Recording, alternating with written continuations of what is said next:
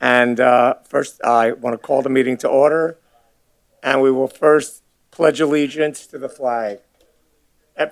Everyone stand up, please.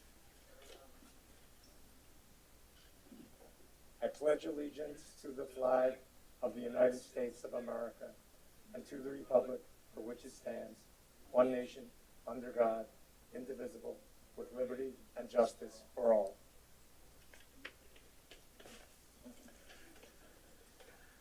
Our first order of business is the approval of minutes. Or is there a motion to approve the minutes? I move to accept the minutes as they stand. Vice Chair Marcus, I do have a correction that was submitted by one of the speakers at last month's meeting. It's on page 9, the third paragraph down from a speaker whose name is Dennis Ulmer. He was cited as being a Board of Zoning and Appeals, but he'd like to make a correction so it reads Broward County Board of Rules and Appeals. Trisha, it's difficult to hear you. Yeah, can't hear. No? Okay. Talking in the microwave. Well, Perhaps. can you hear on this one? There we Okay. go. Much better. Okay, we did get a correction submitted via email by one of the speakers at last month's meeting. There is an echo, right? No, okay. And it is a correction on page 9, the third paragraph down.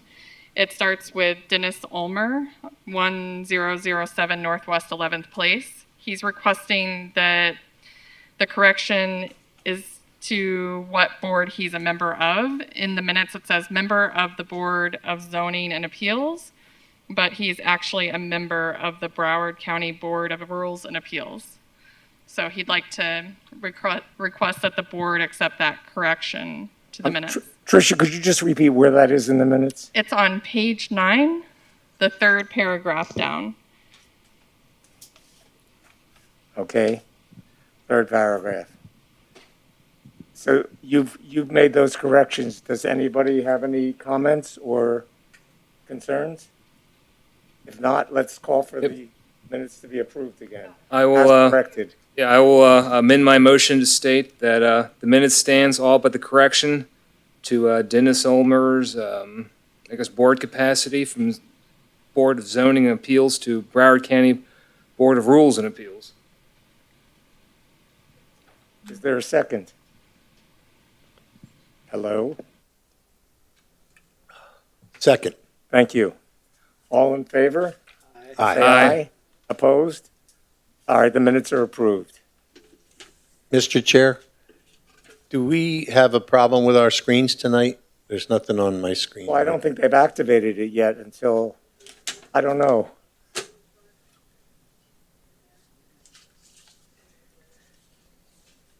There's a Trisha, there's a question about the screens. Are they only on when the everything is activated, or should they be on now? Our IT person is coming up to check Now we on will that. find out. Go ahead. Oh, Thank you, Tim. that was easy. Okay, next item is the swearing in of members of the public who are looking to speak today. If any members of the public are looking to speak, please stand up, and the city attorney will lead you in. Hello. Can you please raise your right hand? Anybody else want to talk to the board tonight? If you're going to be speaking to the board, please stand and raise your right hand. Please. Do you swear or affirm to tell the truth, the whole truth, and nothing but the truth? Thank you. Thank you. So now that brings us to the first agenda item, which is item 4A, Certificate of Appropriateness for Major Alteration, case number UDP HP 21039, the infill of an existing open carport at 1510 Southwest 1st Street. Trish? Disclosures, however, the applicant does not appear to be here at the moment. Oh, Would you like to wait and move on to the second item? certainly, we can hold on to this and put it next.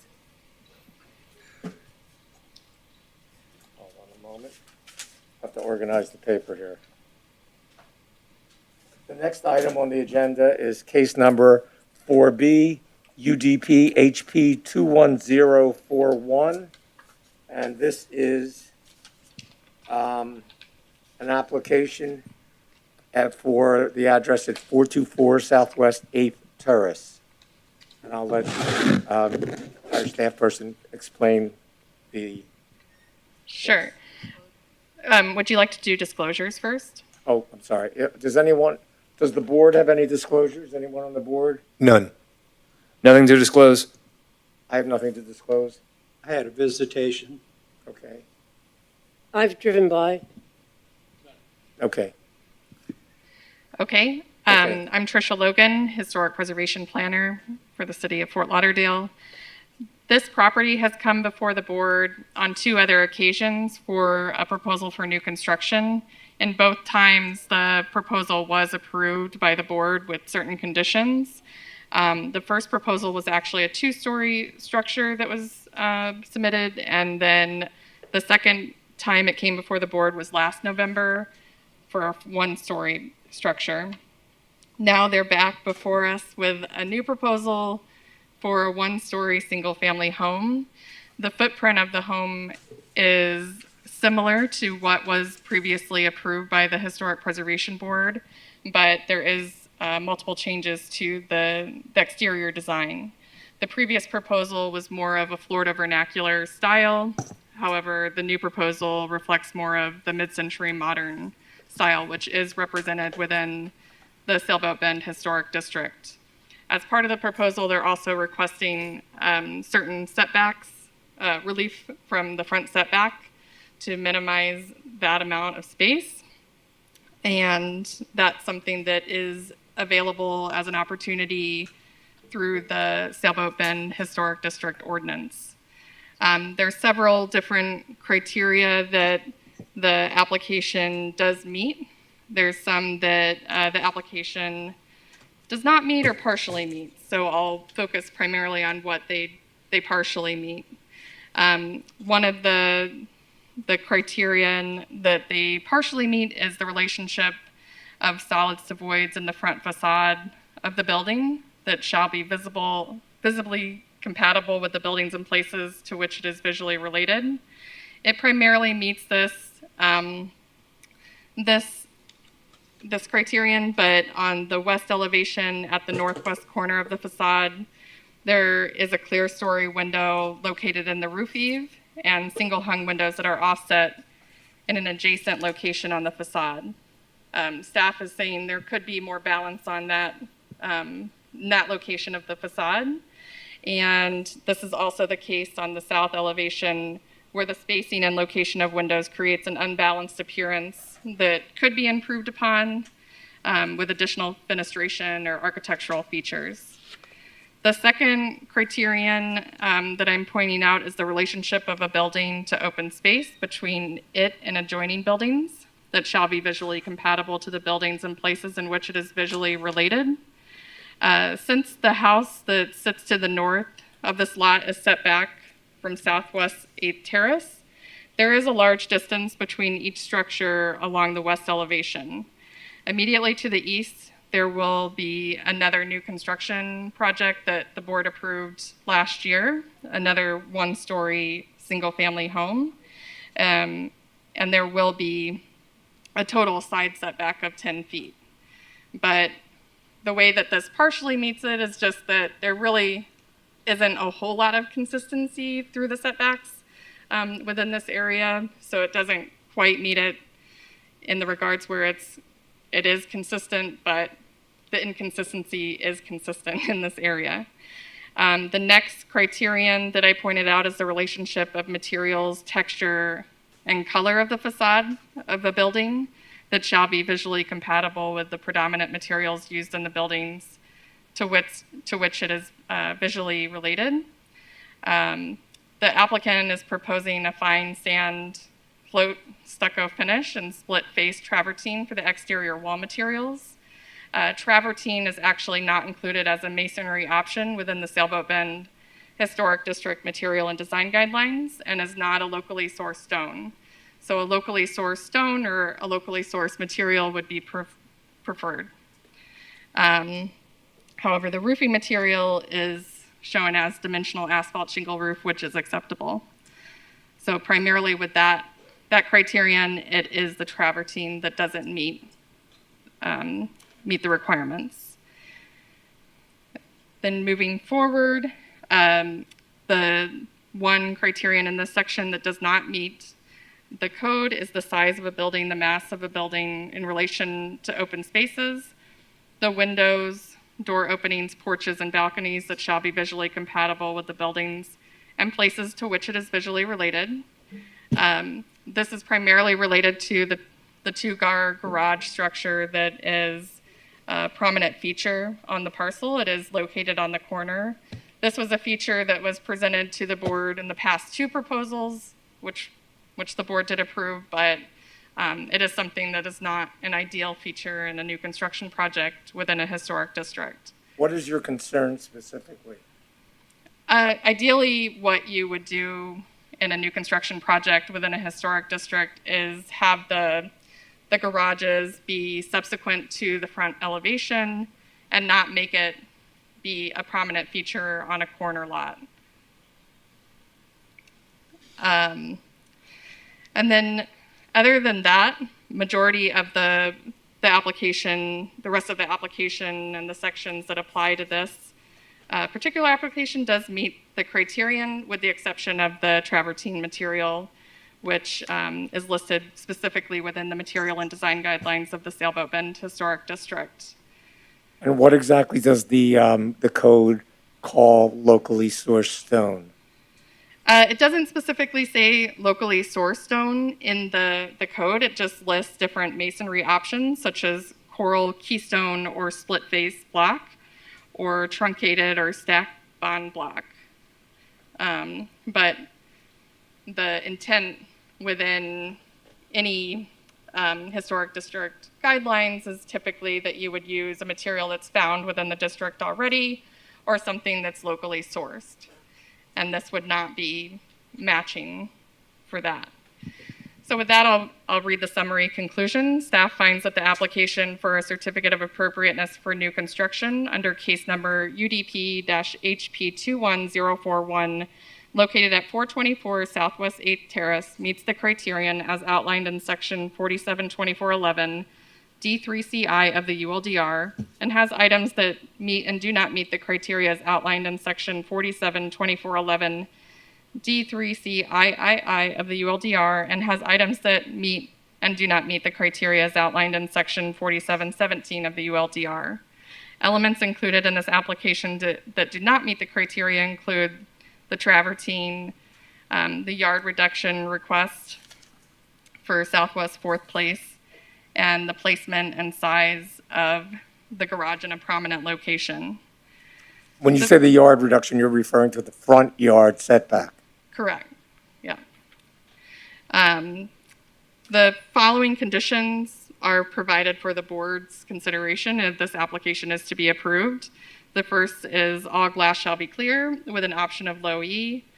2, the mechanical equipment, including an air conditioner, condenser, and generator, are placed on the roof with a low wall surrounding the equipment. Further details concerning the height of the equipment and the wall will need to be provided at the time of permitting to ensure that the mechanical equipment is fully screened from view. The third is fencing material is not approved as part of this application. A request of fencing material that is not included in the Sailboat Bend Historic District Material and Design Guidelines would require consideration by the Historic Preservation Board. And fourth, that this application is subject to the approval by building, zoning, and all ULDR requirements. I also wanted to mention on the bottom of page 7, there are some comments from our zoning reviewer as far as some elements that need to be considered and placed in the plans prior to submitting for building permit. And that concludes my staff report. And one question about the number 2 under zoning review. the minimum setback dimension of 5 feet, is a fence required around the pool?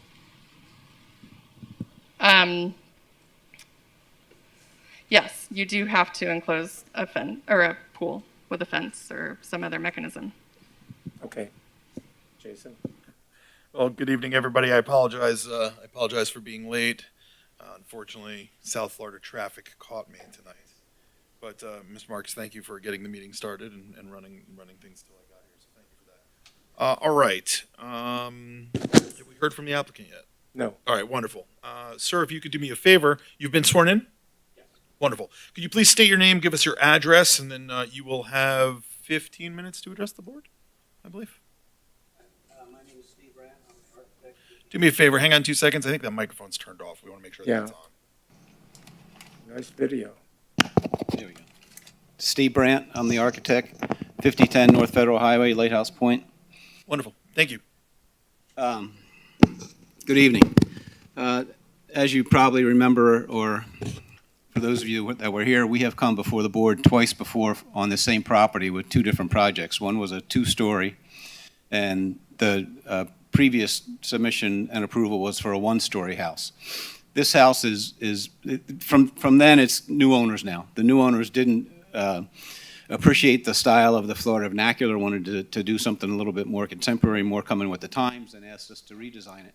But they were comfortable with the footprint of the building and the plan of the building, and didn't have any desire to go back to 2 stories, but wanted to go ahead and stay with a 1-story project. So we went ahead and basically redesigned the project, but this project essentially takes the exact same footprint as a previous approval. So the fronts and the side setbacks and all those things are still the same. The front yard relief to 15 feet is the same that was proposed before and approved. The garage is in the same location that it was. It was always a 2-car garage. The entry is the same. I mean, everything basically the same location. The problem with this site is it only has one area for a rear yard, and that's on the north side. So if you were to put the garage on the north side, obviously that would eliminate your rear yard. So there's really no other choice than to put the garage on the south or the southwest corner of the house. We tried to create a set of elevations for the house where it gave a presentation to the South Street and also gave a presentation to the West Street.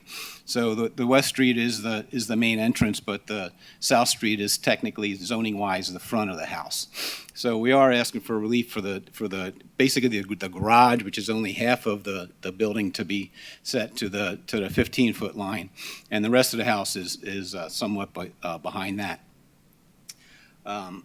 The owner wanted to go with a local coral colored stone, and the choice was to propose a split face or a rough travertine to give you the same color as a coral, but to eliminate the maintenance of all of the growth that you get with coral. So this is basically just an interpretation of the same material. I would imagine we can find something locally sourced that would be the same color, but we're trying to stay away from the actual coral and just go with the color of the coral. With that, I think that everything else is pretty straightforward. We've tried to design the building in a little more current style while staying within the feeling of the community and the historic board, the historic neighborhood. So I'd be glad to answer any questions. Okay. So I'm going to ask you to hang on 2 seconds, sir. What we're going to go ahead and do now is ask if there's any members of the public that wish to be heard on this item. Please raise your hand. Do we have an online presence this evening as well? No? Okay, great. All right. So then, yeah, let's bring it to the board for questions. Let's go open forum. Anybody have anything to address the applicant or their representative? Mr. Marcus. I happen to have a few questions. Sure. Do me a favor, just get into that microphone for me. One question is the compatibility in the neighborhood. The issue was raised about the front yard setback. Is there not any way to meet that existing setback in the neighborhood that's, I believe, 25 feet instead of 15? I guess we could meet the setback if we were to do a one-car garage, but, two-car garages are pretty appropriate. This isn't a very large site, and it's with the additional street setback on the west side and the front setback on the south side, it really limits the size of the building that you can get there with one story. So we felt that it was appropriate. If you look at the video, you'll notice when it swings around that way, there are no sidewalks required in this neighborhood. So really, the house looks set back from the street quite a bit. So if I can pause this, if I know how to do it, you can see from this view that this is the garage with the windows on the side, and it really doesn't feel like it's that close to the street. Okay, my next question regarding the garages. Since this is a prominent corner site, why can't the garages be accessed from, I guess it would be the actual front that we were talking about, is that the south side? Right. Why couldn't, so that the front of the house doesn't see the garages? I guess it could be, but then, you'd have to put a walkway all the way around the house to get to the front of the house. And, I think most people like to enter and come into their house through the front, not the side. So it's just a matter of appearance. I mean, one way or the other, the garage is really needs to be facing the street, and we felt it was more Obviously. appropriate on the west. I don't think there's much difference personally in terms of the access or the accessibility through a walkway, but I think it would make the appearance of the front of the house, what is Right. designed as the front of the house. What would probably happen is then they would want to wrap the driveway all the way around, and it just seems like it'd get to be an awful lot of driveway. And Well, I don't know why. And I don't know Just if we have could- your driveway in the front and the access on the side? I mean, I'm getting confused with sides. right, it's kind of call the west the front, Okay, because that's really what it is. I mean, So- zoning wise, it's not, but let's call it the front. so what you've designed as the front of the house is the west side? Right. Okay. So my question would be why the garage openings couldn't be turned to the south side? I don't think I have a really good answer other than the circulation. I feel like it's, if you're a guest coming to the property, you'd want to park in front of the house, not on the side of the house, and we just felt that it was more But if you're a appropriate. guest, wouldn't you park? Plus I don't mean plus to be the- argumentative, but wouldn't you park on the driveway? Right. Plus then, we would have the argument that there's not enough articulation on the side of the garage, because now it's on the front of the house. Well, just windows, so. Okay. My last question is the stone. I think you mentioned that earlier. Could something more locally sourced be made available? I think we could commit to sourcing a local product. I don't want to go Carl because, and then faux Carl, kind of, I don't know if that's an acceptable material, but it just doesn't seem like a natural material. Trisha? Is faux Carl a acceptable material? I mean, I would need to have a little bit more information on the appearance and what it would actually be comprised of to make a determination on that. I mean, they do faux Carl out of concrete. If you'd rather have that instead of a real stone, it's fine with us. I don't know what the Right. similarity or not lack of similarity would look like. Right. All right. Any other questions from members of the board? Comments, questions, concerns? So, let me ask you this, sir, and I'll just ask this kind of, I guess, blatantly without knowing what the options are. I mean, would you, on behalf of your client, be willing to represent that you would be willing to put an otherwise acceptable material of stone on the home? I'm not sure what you mean by otherwise acceptable. Sure, one that fits within the definition of the code, whatever that may be. Locally The Locally sourced. I mean, is that something that you would concede and have no problem with? Yeah, I mean, when you look at the list of acceptable materials, I mean, I kind of thought it fell in there because you split face block. I mean, you could call this split face concrete if you want to. I mean, that would be the same thing. Your other options are, I mean, it seemed like we were right there, other than the name of it. I mean, Keystone, Coral, Truncated Block, it's kind of the look we're going for. It's just, Right. you know, the name happens to be travertine, unfortunately. I don't even know what it's made out of. I'm sure it's not made out of travertine. I'm Right. sure it's concrete. So if it's locally sourced concrete, I don't know. Okay.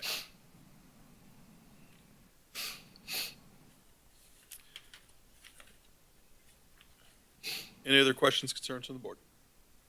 I just would want to understand a better, Mr. Rhodes? a more detailed example of what the locally sourced zone is supposed to actually be. It seems very vague, and you know, when I go to a split face block image, I certainly can't see why we would defer there. Certainly seems more commercial in some ways, or certainly not what would fit the neighborhood. And I, you know, maybe that's just me, but I think some clarity on that would be great. I think the stone works, but does it need to be expressly set forth in the guidelines in order for it to be sufficient? I feel like we give latitude in some other design areas. So being aesthetically conforming in my mind in some ways, while not being technically conforming, I think there's some discretion there that we could hold to let it fit. That being said, I think there needs to be a revision or an addendum in some way to understand what locally sourced means. I mean, what matter of materials are really locally sourced at this point? And how could we even confirm that, truly? Is it locally sourced if it lands here distributed? Or is it locally sourced if it's truly sourced here? It's a question for. Right. I mean, I just think I think staff. the interpretation for us there is very difficult at best. Ask Trisha. Well, to me, it seems it's, go ahead. Yeah, let's just make sure that we rely on, as far as what the appearance should be, we rely on staff and not our own research, okay? If we could do that. Thanks. I'll let Trisha speak to that. So typically within new construction in a historic district, if you look at our overall city's historic preservation design guidelines, it does speak to materials as one of the elements that needs to conform and be harmonious within the district. So it doesn't necessarily have to be something that's locally sourced, but it should be something that is found naturally, such as a locally sourced stone, or something that already exists in the neighborhood.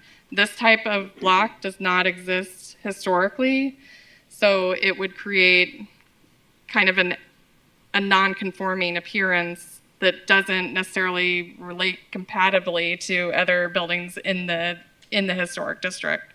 So that's what you're trying to achieve. So it's not, So you just don't it's want not to the make material it this itself. more Understood. modern. Yeah, that's a good explanation.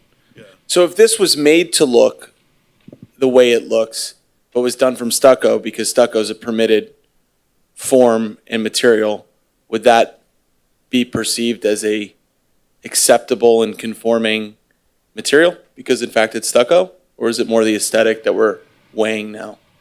Yeah, you could do something like a scored stucco. If you look at the other mid-century modern type houses that are very near this property, I believe they use a brick or a brick face as some of their accents rather than any type of stone. If you're going for this type of style architecturally, you'd want to use something that's more in line with that time period.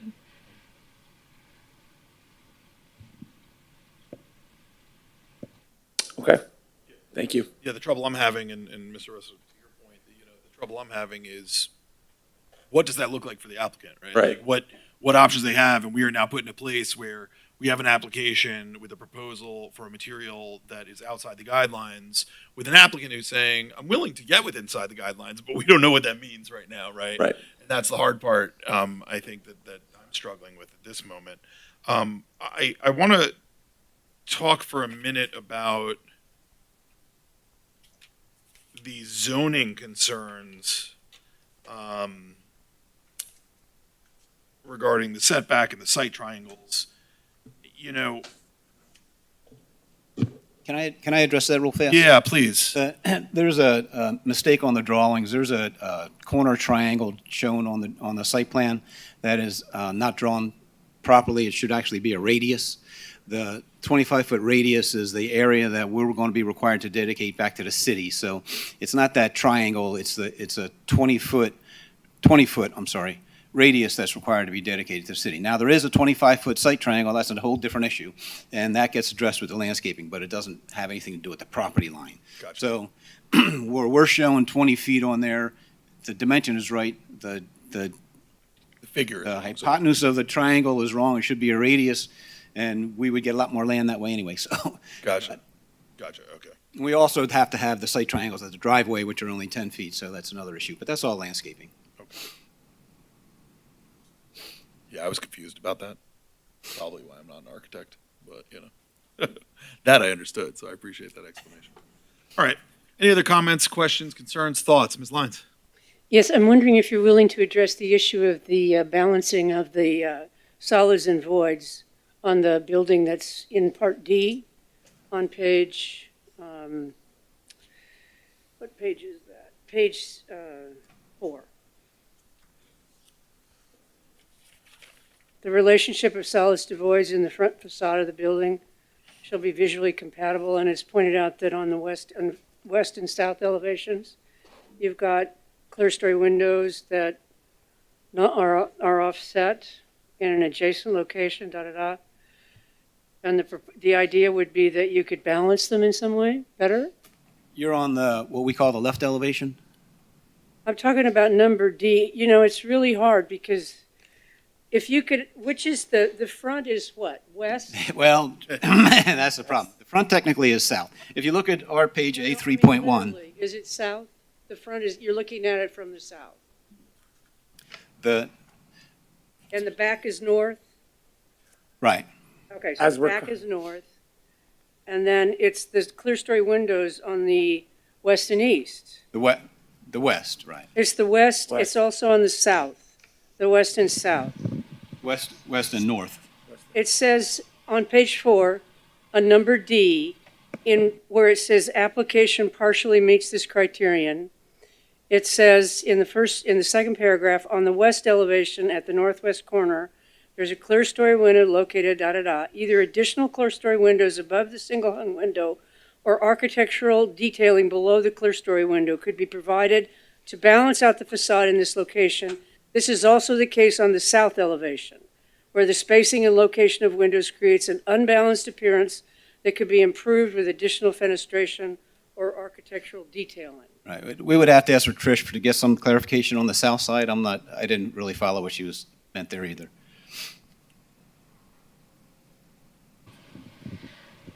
On the south side, if you look at that elevation, along the garage face, there are two windows that are spaced further apart, where they're in the corners of the garage elevation. And then if you move over, you have a triple set of doors. And then you move over again, and you have two windows that are right next to each other. So there's not really a lot of rhythm that's occurring on the facade.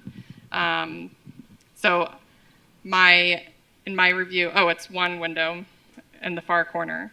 So I was recommending that there be some sort of enhancement or adjustment to that elevation as far as where the fenestration is located to create that rhythm and balance.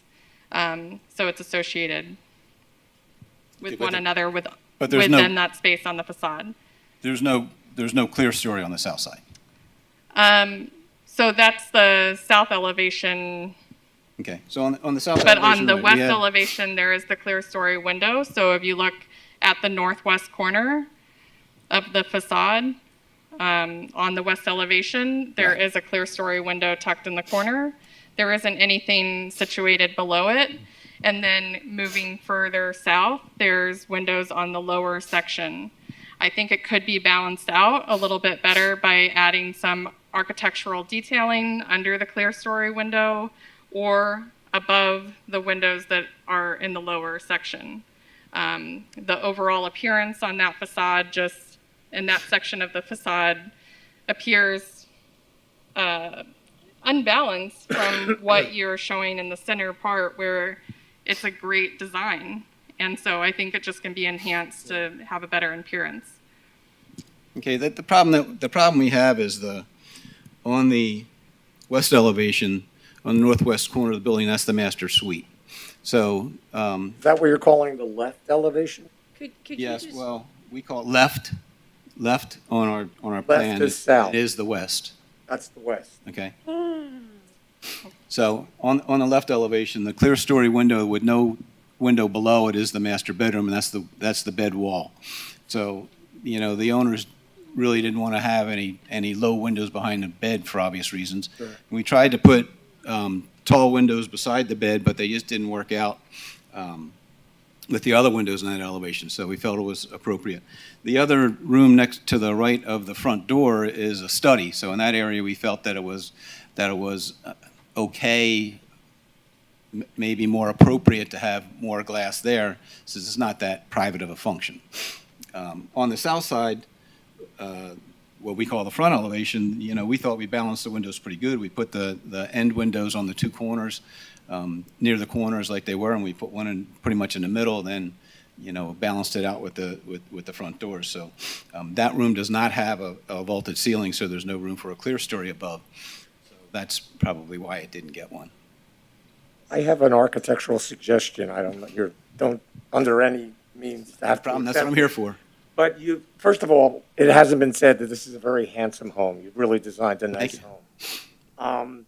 But you've used the stone, or whatever stone you end up with, very admirably in terms of filling in as an architectural detail on all the elevations. Why can't you just have stone rising up to meet this clear story windows, which would fill that void, as has been said, and at the same time keep in the same language as you've already established, without putting a window on the bedroom wall? I'm not sure I heard you right. You said extend the stone up? No, I'm saying you've used stone very admirably. Why can't you put stone right beneath the clear story windows? We probably could. I mean, we went through a lot of different Sure, styles. but I think that would answer right. the concern. You know, I know we did that at one time, and it felt like it wasn't balanced on the other side, you know, and I guess somewhere along the line you gotta. Well, you could also you have these beautiful trees in front, There you go. actually on the west. I'm getting very confused. Maybe, Yeah, well, actually, if you look at the video or that elevation, you'll notice that you don't really get that view because the fence kind of splits that window anyway. And let me see if I can don't get back there. get what, See, you know, the fence in the yard kind of split that window, and with landscaping, you really don't. I don't think that the clear story window is near as accentuated in the finished product as it is in that elevation drawing.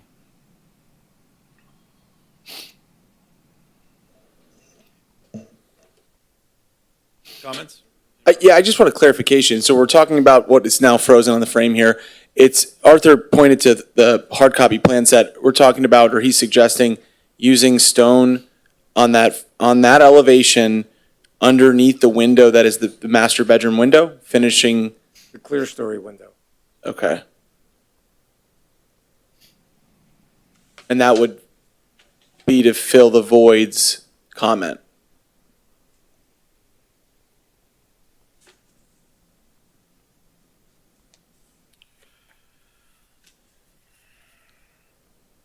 Okay. What I want to avoid is us getting into the weeds of telling this. Right, I feel like we're designing the house. His home, but Correct. I think that that we certainly, you know, can take note of a stylistic concern as it relates to the. We are in the weeds. Well, yeah, we are in the weeds. I agree. So to the extent that we are, we need to start walking our butts out of the water, and let's So how do get. you prove it, you know, when there are all these inconsistencies? I'm sorry. Approving it with inconsistencies. Can you get into the mic, Miss Lyons? I'm having a little. Oh, sorry. Thank you. That's all right. Approving it with the inconsistencies and the issues that have been raised is difficult. Yes. Yeah, no, that's certainly something that I'm struggling with. I certainly agree.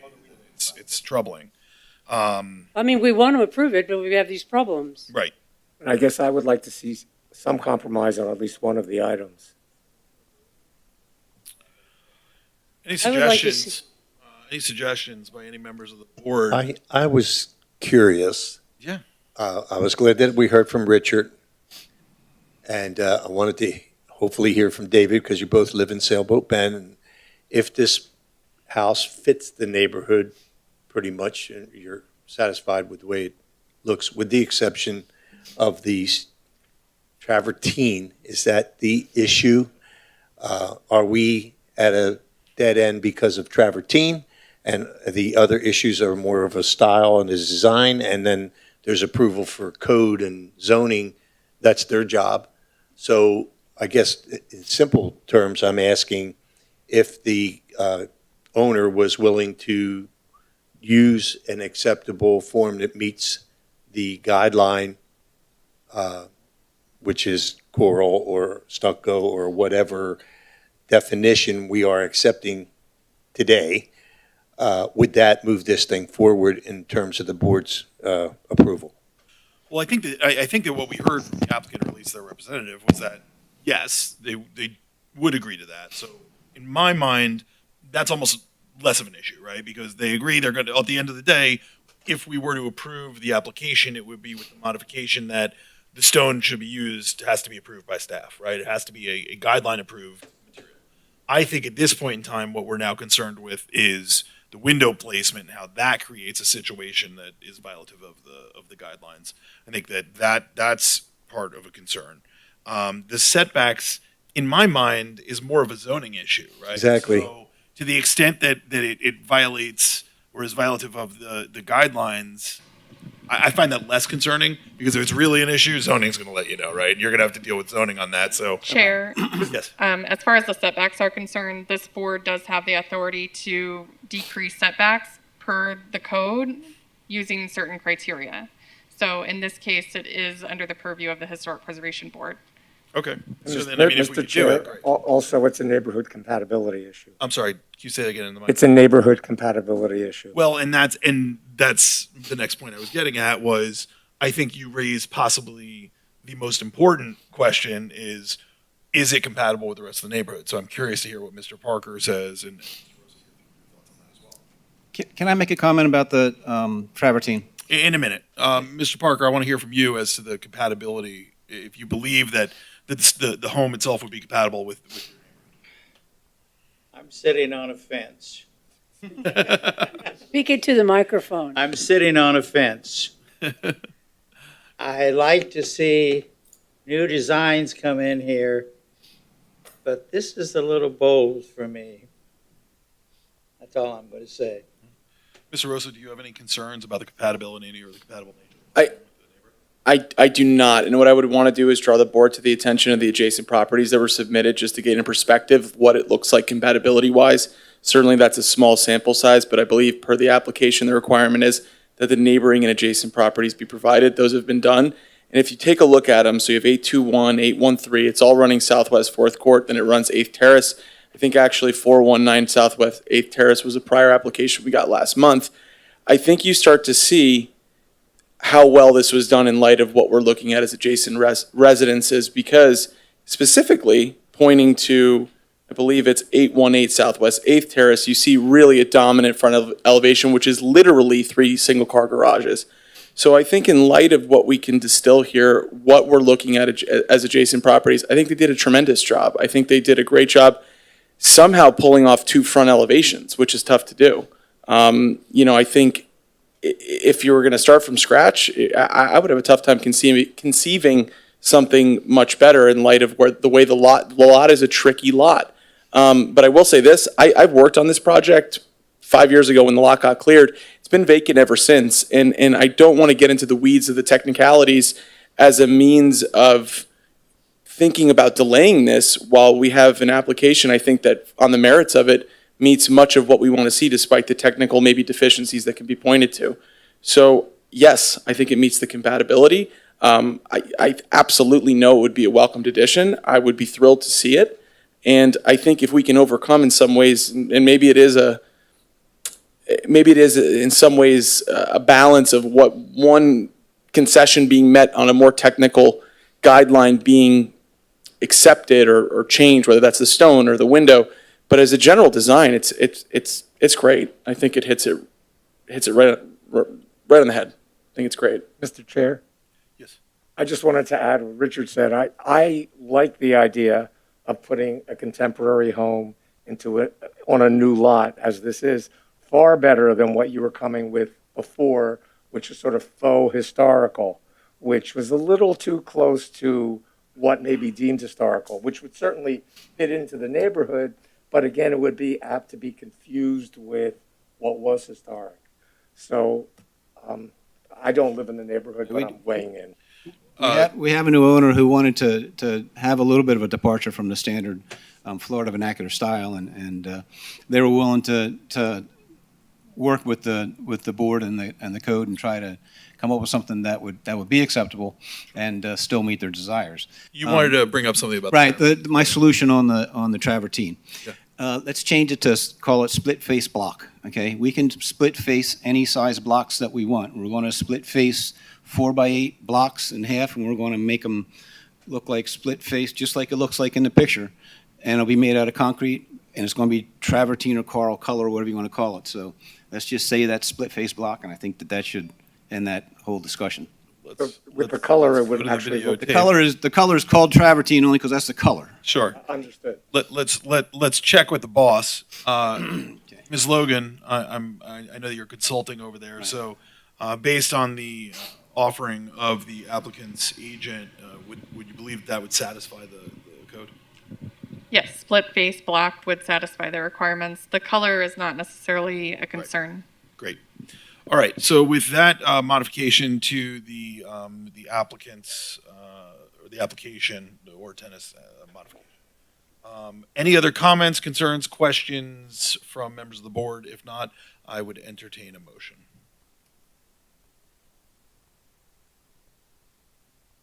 Don't all jump at once. I'll make the motion. I'm looking for the cheat sheet here on where it's drafted out.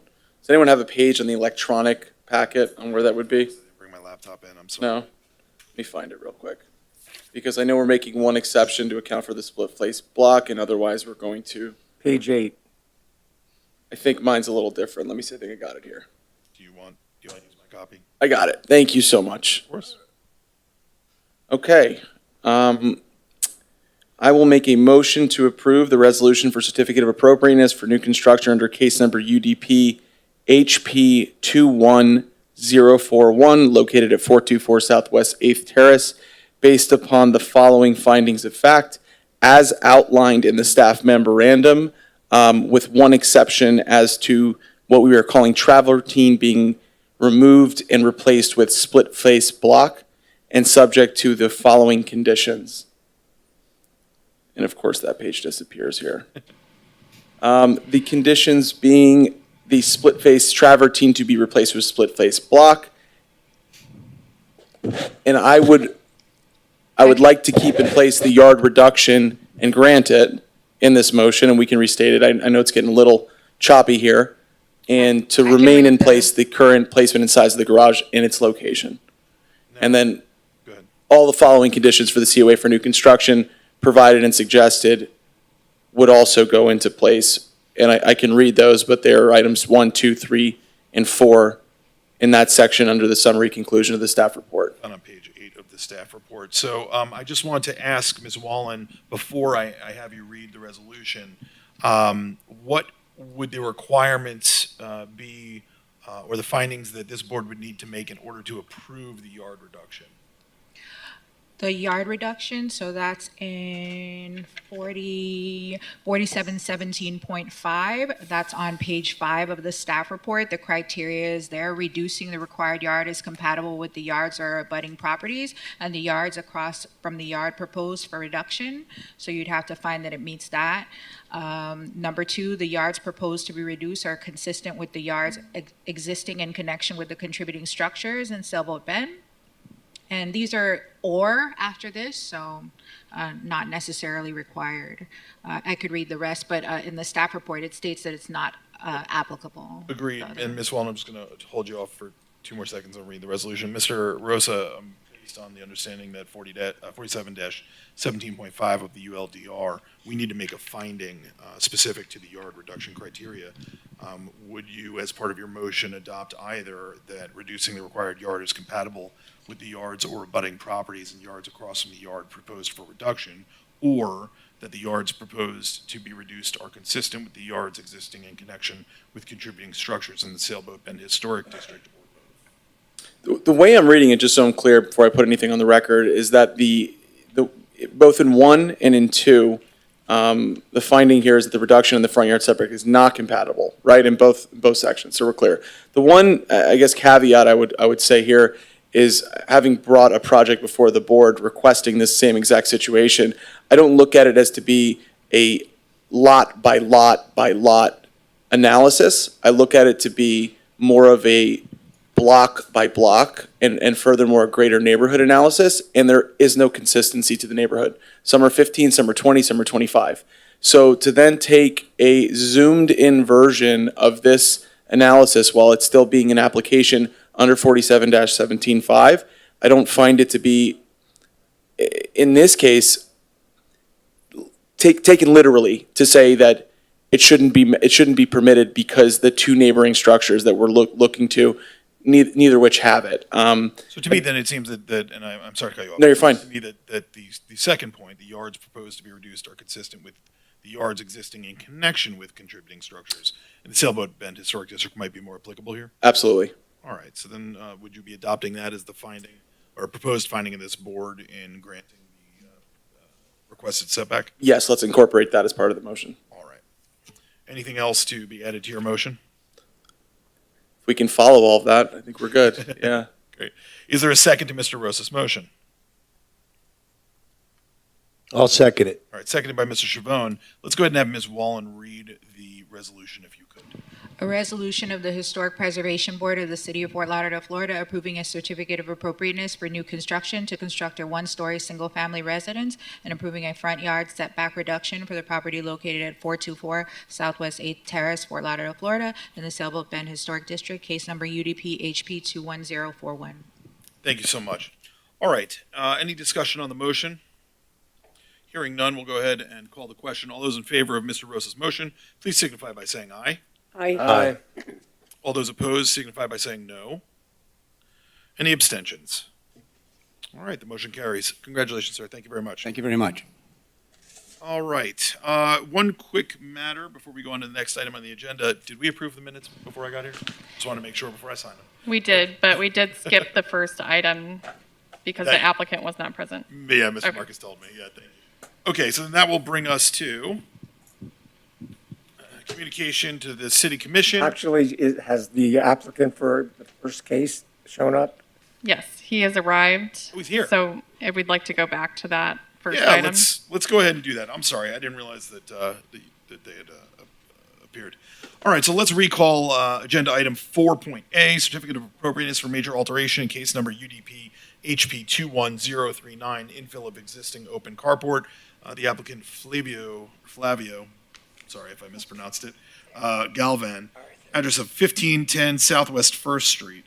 Trish, you wanna? Well, let's go ahead and do disclosures first. Mr. Parker, anything to disclose? No. Any disclosures on this item? Yes, I know the property. Okay. Sorry. Marcus? No Thank you. disclosure. None for me. Mr. Carney? Nothing to disclose? Nothing to disclose. Thank you, Mr. Chavone. Ms. Lyons? I'm familiar with it. I've seen the property. Okay, thank you. Mr. Rosa? Drive-by. Okay. And Mrs. Sarah's not here this evening. Is that my understanding? All right. Wonderful. Okay. Trish, you want to go ahead and give us a staff report on this item? Sure. This is a certificate of appropriateness for major alteration to infill the existing open carport. This property was constructed in 1941 and is considered to be contributing to the historic district. The applicant is requesting to infill the existing carport that will include a continuation of the adjacent wood siding and will include the installation of 2 impact French doors. The request does not meet majority of the criteria within the code, specifically within 472411 D3CI. It's affecting criteria A and C. The other criterion within this section are not applicable. This is primarily related to the enclosure of the carport altering the front elevation where the open carport is a character defining feature of the property. And by altering that front facade and enclosing that portion of the structure, you are changing the architectural details of the building. it would be more appropriate to consider an addition to the rear elevation rather than to try to enclose this feature. The same is true within section 472411 D3 CII of the ULDR, where criteria B and C apply. Again, it's mostly related to that alteration on the front elevation that does not agree with our guidelines. And if you look at the Secretary of the Interior Standards, specifically item number 9, under the rehabilitation standards, it talks about new additions, exterior alterations, or related new construction, and that it shall not destroy historic materials that characterize the property. An open carport does characterize a historic property and should be retained. The actual materials that are proposed are in agreement with our material and design guidelines and would be okay. And then with that, I'll read the staff summary conclusion. Staff finds that the application for a certificate of appropriateness for major alterations under case number UDP-HP21039 for the property located at 1510 Southwest First Street does not meet the criteria as outlined in section 472411 D3CI of the ULDR, does not meet the criteria as outlined in section 472411 D3CII of the ULDR, and meets the criteria as outlined in section 4717 of the ULDR. The following conditions are provided for the board's consideration. 1, all glass must be clear with an option of low E for the doors. And 2, this application is subject to the approval by building, zoning, and all ULDR requirements. Thank you, Trish. All right, the applicant is here now. If you want to address the board, just go ahead and head up to that microphone right over there. When you get there, do us a favor, give us your name and your address before you begin, and then you'll have 15 minutes to address the board. I'm sorry, 5 minutes? 15? We'll give you 15. We're slow. Go ahead. Okay, I'm Flavio Galvan, and the address is 1510 Arpeica Street. Great. You can go ahead and tell the board whatever you'd like about this application. Yes, I'm new neighbor, and I'm an artist, and maybe I painting in the garage, and now it's a middle open, and when I start live there, I have an animal there inside, and I don't know, and I try fix and put wonderful, I don't know. Okay. Well, thank That's you, sir. it. Appreciate the comments. Okay, thank you. Let's stay right there for a minute, though, because we may have questions. Okay? No problem. Thank you.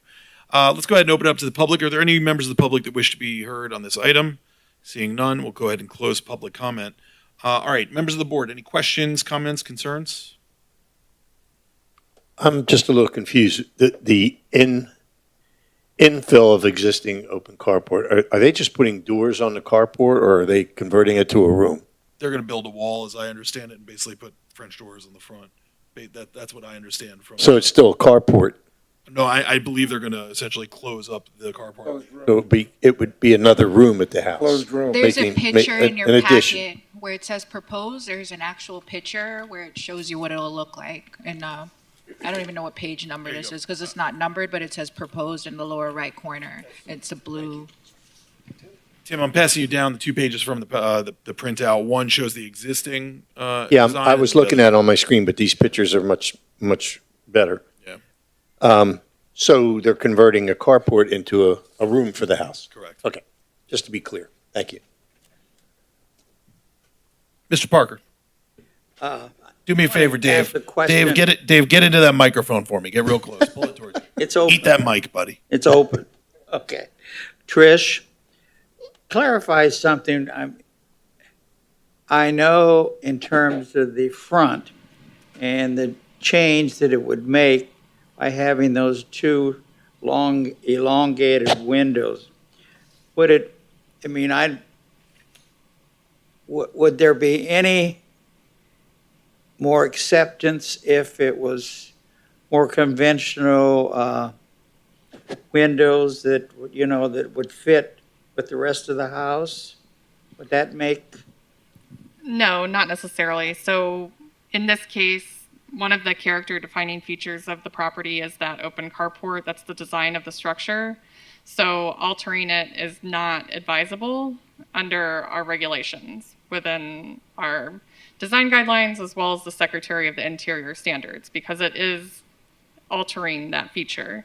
Okay. So Well, that's- regardless of whether it's windows or doors, you're still Okay, I just wanted making a to permanent see if alteration. there was any way we could look at it that way. Thank you. And I just want to, Mr. Marcus, before I go to you, Trisha, I just want to confirm, and this is always a dangerous comment or question to have, but this structure is a contributing structure in the Sailboat Bend Correct. District? Yes. Okay. I have a few questions. Did you put this, I guess it's a gate, the round, did you put the rounded gate or was that there? Because the animal is inside on the night. So this was to keep the animal I out. put the cardboard, but it's it's So not did good you, now. were you able to get a permit for this or you did it without permits? I put the cardboard because the animal is inside and I waiting for the permit for change. Oh, okay. So this was temporary, so to speak. It's temporary, yes. Well, I'm sorry, Mr. Marcus. Did you, I know you put the cardboard up, but did you put the gate as well? Or was the gate already there? The round wooden gate. No, the gate is broke. Is broke. And Oh, was it there when you moved in or you put it there? Eh? Did you place the gate on the house or was the gate there when you purchased the house? Did the house come with the gate? Yes. Okay, When I- so the gate was already there, and then you put up the cardboard? Yes, I put the cardboard. Okay. Got it, okay. So my other question is pretty much directed to Trish. And I know I play architect much too much, but I'm trying to help the situation. If these doors had less heavy stiles around them and they had fixed windows on the side so they filled the entire opening, just like the original open carport, and maybe recess back a little bit to make it not so prominent, would not that, I know, sorry about all the negatives, would that help the situation in terms of trying to improve the house, give the owner what he's looking to do, yet at the same time try and recall the open carport? If the design of the enclosure was set back and did maintain an open appearance, that would help. But regardless, making an adjustment and alteration that's visible from the front and visibly altering that front elevation is something that you want to avoid in historic preservation because you're looking to maintain that front appearance. And so the more appropriate solution would be to find a way to do an addition on the rear or the side of the structure. Which would obviously be much more expensive. But my other question is, I'm sorry, I'm losing it here. Is there any precedent in the neighborhood in terms of other open carports and what people have done with them? There are other structures that have carports enclosed that were done prior to, at some point prior to my arrival. I think I do recall there were having people have filled in carports. I don't know, it's been a while, but I can't earmark exactly, but I know several people have filled in, carports, but I'm just babbling. Mr. Parker, it's never babbling when it's coming up. You want to bet? Anybody? I just want to say a couple things. Just looking at the two side by side, which is on the first page of the staff report, completely appreciating the exact points that Trisha's made regarding the change to the carport, right? Not making it not be a carport. I think the aesthetic of what we're looking at as a front elevation, in my view, is greatly improved from what looks like plywood and a gate that's seen its day. I think sometimes pulling back and implementing some common sense as to how we can find a middle ground may be best. I'm not looking to ignore any of the ULDR sections that need to be applied here. A, B, C, it's all there, but the materials seem to be met, right? The materials are fine. It's more so we're telling the applicant, or we're finding that, and this is reading directly from C, the proposed work will alter the front elevation. Well, of course it will, right? That's the entirety of the application. And we just went from a prior application where we found a void or a balance that didn't necessarily align, and we found a stone that didn't necessarily meet code. But not an existing structure, and not Fair. certainly a contributing existing structure. Well said. But I think at some point, maybe there's something that an alteration won't disrupt to the extent that it's all or nothing. I mean, maybe there is something there, because I certainly think a property that wants to enclose a carport that's not being used, I didn't think that was so shattering as to the effect of it not being in play whatsoever as a possibility.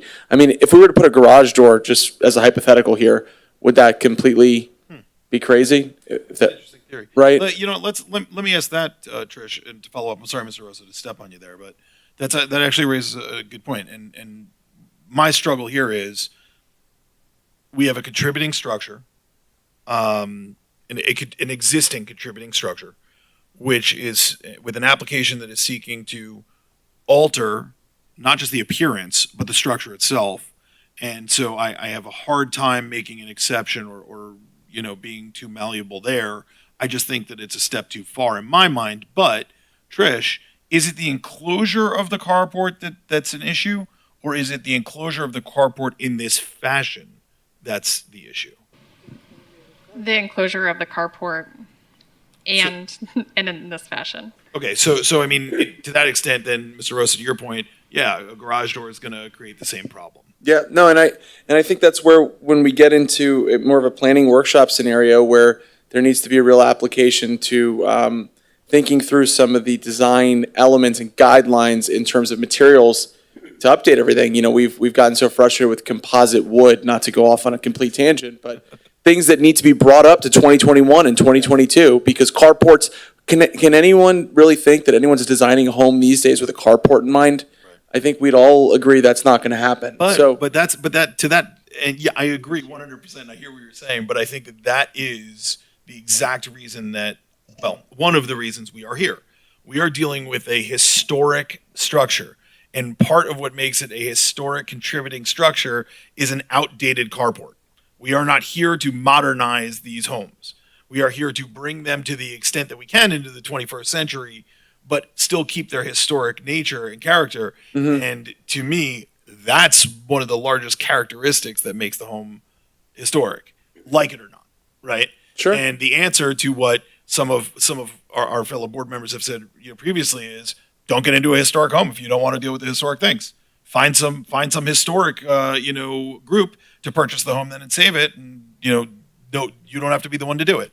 We have a situation where somebody who owns the home is coming to us and saying, I want to do something against the rules, right? To remedy not a structural situation or something of that nature, but to remedy a situation where I had an animal in my carport and I want to close it off and add a room to my house. And I have trouble, as much as I want to help the gentleman out, because I don't necessarily want a possum in my room, but I do not think we can make an exception on this one personally, and would advocate against it. So the one point I would ask then is, given that this home seems to have had an addition, does that in any way alter the thinking in which we're looking at this? Because I'm on the property appraiser site, I see the building sketch, I see an effective date of the build, I see an active year, I see 1941, I see 1950. So is that weighed in the thinking or the analysis? You're going to get yelled at in 2 seconds. Why is that? You're going to get yelled at. I just would suggest that if you'd like property appraiser information, you would request that of staff or the applicant. No problem. It's usually included. I understand it. Right. If that's Trisha, I think they're requesting that you include that in the backup material. I don't think I'm going outside the means here. No, this is I saw him as well. right. I mean, the BCPA printout is consistently there, and because it's not this time, I don't think that's fair or reasonable to say that I shouldn't look to it. I will, Trisha has agreed to now include Okay. it as part of the backup. Right. And, I mean, apologize for that, but, it's just because we're not really permitted to look for our own information. You have to get it from the hearing itself and the testimony that you hear or staff. So, Okay. Trisha, if you don't mind going on the staff, the property appraiser's report and answering any of Richard's questions. That was the only question. I mean, and I literally recall every single application prior to providing that printout. So, I'll So Trish, let's address that. To what effect does the alteration to the original footprint of the home matter in this, for purposes of this application? I would say in this case, and I'd have to look further into it, but from my recollection, any addition was not to the front elevation. So I'd have to look back at the actual plans that we have on record and the information we have on record through our building permit history. But if you look at other structures that are on the street, they have the same design from the front. They look exactly the same. They were built in a similar fashion. Well, and So- I think that of import is that the applicant is trying to create an addition to their home without creating an addition, right? They're trying to enclose the carport to add another room to the home. They certainly can do it, and they would not be prevented from necessarily placing an addition on the back elevation of the home or to the backyard of the home. I don't think that that's the issue. It's not the expansion of the home that's an issue, right? It's the expansion of the home in this fashion that's problematic, at least from what I'm hearing and from my review of the application. So, yeah. I have a question. Mr. Chavon. Trish, the gate that's on that carport, that was there when the gentleman bought his house. Is that in violation of the contributing factor of the home? Should it be there? How did it get there? So a gate, when it has visibility through it, it can still maintain that openness of the carport. It's not permanently altering the structure. It can be easily removed. So it's Okay. something that's an acceptable change that can provide some sense of security or some purpose to it, but it's not a permanent Okay, so alteration. thanks for the clarification, and just a comment as we're all trying to figure out what we're going to do here, and I wanted to go back to what Richard said about our workshops for the future, and I know that this will not fly tonight, but great respect for what you said, Mr. Chair, in terms of you explaining that, yes, this is a contributing structure, and it should be regarded as such, and part of the reason why it should be left alone is because of it. That's what it was. That's what we would like to see it stay. However, all in the soup of things, when something gets enclosed like this and it's such a small percentage of the structure, does it, I'm looking at the two pictures, and I could see I could see this home enclosed with a different finish on the outside and not see a great change in its appearance, so to speak, or its value of appearance and what it represents for that time period. That's just my personal opinion. Sure.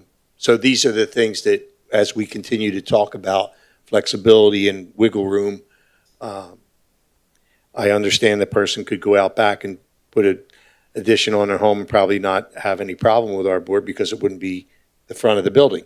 However, not everybody's in a position to do that. This is certainly much more convenient, but just a comment. Couldn't agree with I don't have last an thing you answer. said there more. As somebody who's looked into doing an addition on my own home, I certainly understand that it's not something everybody can do at any point in time. Yeah. I hear you, Tim. Any other comments? Concerns, Yes. questions? I have a question. Yes, Ms. Lyons. It's really a question of Trish, and that is, Trish, what about the plywood that's been put into the carport? Is that also a violation? It's not? Wait, I think the microphone just died. I'm sorry. Why is it not? Permitted. Oh, it's back. Oh, there we go. It is not permitted to put that in that location. So it would stay there. No, not necessarily. I'm not sure if they have an open violation for that or not, but that's something we would have to look into. So it could come back to us for that reason. No, because it's not something that could be permitted. That would go to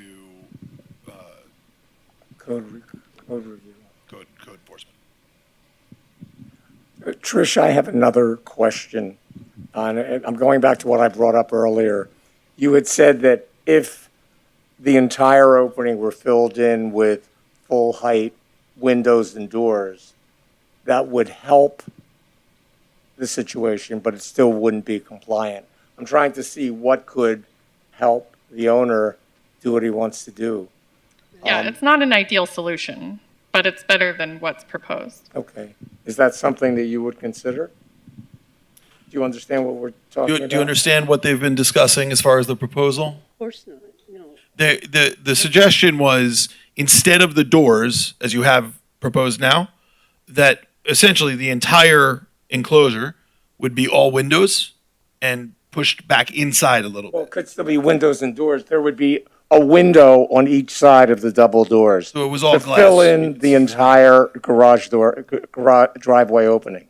Put inside the No. door. No, So, right, right No, on the front I put in the elevation. same place right, only. but windows on the sides too. Would that be something that you would be willing to consider? It's impact. It's Yeah. Understood. yes. But would you consider that? That's something that you would think about doing? You'd be okay with? Yes, it's okay.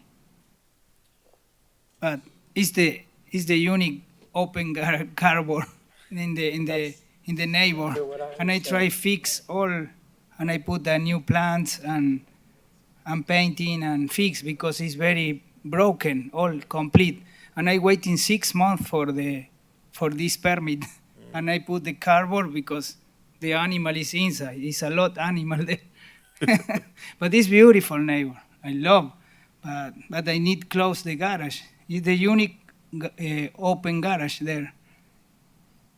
So are we asking side lights? Is that what is getting, Exactly. okay. So, I mean, aesthetically, right, we would just lose basically what's bordering that French door and, You'd be filling in the entire existing opening with windows and doors, and the windows would match the height of the doors. I'm getting a little crazy here myself, but so just so we're clear about maintaining the carport image, are we then saying that if this gentleman poured a concrete floor in there and he did all but make that a room, except for the opening that faces the driveway, and then he enclosed that opening with sliding glass doors from one side to the other, That's he not- would be compliant? That's not what we were saying. It's No, not but gonna that's be- what I'm saying. So, Not going to, Tricia says it's not compliant, but it would be better Okay. than what's shown. okay, so I'm just, again, trying to find ways to do this. If he made a room and they had a glass face on it, that would be more acceptable than what he's proposing now. That appears to be the case. I'm understanding that, in other words, is if you were to take that rest of the house and push it out and have that window, have it a window, but not an access to the exterior, would that be right? Well, what if he put his room in here and he built another carport in front of it? Boy, you're really asking a lot there. Well, That's thinking out of the Wait. box. I mean, we want to Now, maintain, then you're going to have a problem. we want to make it look like it Then used. you're really altering the front. Then you're going to have a problem with the setback, and you're also going to have a problem Okay. with the front of the facade matching the front of the other Fine. facades of the Just- adjacent properties. just making You gotta it be- more- You got to more be careful with interesting. that. You got to be careful with that. Again, a step too far possibly. Sorry. That's okay. That's okay. I think our suggestion of going to a side light certainly meets, I would think, the intent of the application far greater than it would be a full denial and reverting back to what seems to be, if not already an open code enforcement matter, then certainly one soon to come, So, yes, right? yes, I agree. But I'm wondering if we can even Go there. well, that, but assuming that the will of the board is to do something of that nature, I'm wondering if there were any additional requirements or steps or suggestions we can make to try to enhance the carport aspect. Again, whether it's setting back the front wall a little bit into the carport area, And that was doing my- that something was of my- that nature to emphasize that this was a carport. It's not just the front of the house. That was my original suggestion, not only to fill it in with side lights, but also maybe push it back a foot or something to create more of a shadow line. I mean, it looks as if it, and maybe, can I get those pictures back, Tim, for 2 seconds? Yeah, but wouldn't he be back here anyway? No matter what we suggest tonight, wouldn't he have That's a to come question back for- here again? That's a question for staff. So to me, in looking at the proposed photograph as provided with the application, the front wall of the enclosed carport appears to stick out past the porch maybe, Right. or it might be in line with the porch, but certainly in front of the back wall of the porch, if you will, which would be the otherwise front of the house, of the home. So my question is, why couldn't we bring that wall back to the front wall of the home that's otherwise the back wall of the opened porch? It's in line with the porch. Yeah, And all, But it's a lot. It's bigger. yeah. But it's okay on the front. but also, my understanding of the South Florida Building Code is when you have open doors that swing out, you need some kind of covering on them. So that would solve That would a also lot of satisfy problems. that. So that would also satisfy that. I don't know. I want change in the same place. But what understood, what we are saying is we want them to go back more. We don't want them at the same place. Oh, We want them to actually go inside a little bit. Not much. To push it back A foot. 1 foot, Yeah, inside a little bit. So they go, the wall becomes back. That would be better. Still not okay, but better. And we're trying to make better okay. okay. So we're getting there. Okay. It's, 1 foot. Is that right? I mean, I think Very well we're put. trying to make better okay, right? We're trying to find can't. ways that we can get this gentleman what he needs. Ms. Lyons is is loving this. I mean, what's everybody's feelings on that? I mean, do we Well, think that kind of gets us where I we got need a to be? sense that this project needs to go back to the drawing board, and I don't think we can solve this issue right now. I mean, we don't even know how far out, how far in we're suggesting, and those types of things are going to be setback issues, et cetera, but I guess my thought on it is how does this board feel about the maintaining the it's our job. visual of an open carport versus it? I mean, it's either going to be an open carport or it's going to be closed in some fashion, glass or wood or whatever. So where do we draw the line? How important is it to maintain that open carport Well, in Tim, regards Tim, to I think the what we're trying to do, contributing architecture? we're trying to give the owner an option that may not fulfill what the code says, but it's somewhere in the gray area in between. And again, I think that's a great idea, but I'm saying myself, I don't have an answer for the gentleman. And I don't want to approve something that I don't know anything about. So Understood. I don't know whether or not he needs to go back to his architect and get 2 more proposals and come back and look at it, or go to Trish and it goes from there. Can Trish approve all this through your office, or does it have to come back here if we don't approve it It has tonight? to come back to us. Yeah, I can't approve an alteration to the front elevation like this because it's directly affecting a character defining feature, so I can't approve it administratively. I can't approve it administratively and take it through a 15-day process. It has to come before the board. Okay. Is there any way to take it off the table and have him come back with a design that's more appropriate? If the applicant said, I want to talk more to Trish, and I'm asking that this be removed from the agenda to work on some of this thing and bring it back, the applicant has to be the one to make that request. Am I correct? Yes, the applicant can either withdraw his application or he can request a continuance. It's up to him. So let me ask you this. Are you asking to come back another night so that you can talk to Trisha and try to see if you can figure some things out that work better for us in the long run? It's okay. It's okay. That sounds like he's asking for a continuance. I will grant that continuance, sir. You're going to work with Trisha. We'll see you back here in a month or two. Perfect. Do we need to replace it tonight? Could we please do a motion with a date certain, which meeting you'd like? Do I have a motion to place this item on the February meeting agenda? Do you want to do February or January? I want to do February because January with the holidays, it might be a little. When would the submission have to be wanna be in order January? to qualify for January? No long time because I waiting. I want to get you to yes. Okay, So yes. do you want to come back January or you want to come back February? No problem. No problem. I waiting. Your call, January or February? I don't know, Trisha, January? It's a matter of how fast an architect could move on making adjustments that the board is advising. It's Might I okay. might I suggest February, just February. to give him Yep. more room? Or He's February. requesting February. But just to be clear, I can convey the board's discussion, but I won't be able to say that this meets our criteria. I understand. Right. We certainly understand. But I believe the board understands. I don't want to speak for my colleagues. Could I Trisha. please have a So, motion? Thank you. Do we have a motion to continue this matter until our February meeting? I'll move to continue until By February. Mr. Markets, is there a second? Second. Second. Seconded by Mr. Carney. He got on. All right. Hearing no discussion, all those in favor signify by saying aye. Aye. Aye. Those opposed, no. Any abstentions? Sir, your matter will be continued until the February meeting. Thank you so much. Thank you so much. Thank you. All right, that'll bring us to our communication to the city. I appreciate everybody's cooperation on that item, by the way. That'll bring us to communication to the city commission. I don't believe we have any, so let's move on to item number 6 on the agenda for the good of the city of Fort Lauderdale, a discussion of the Times Square Plaza.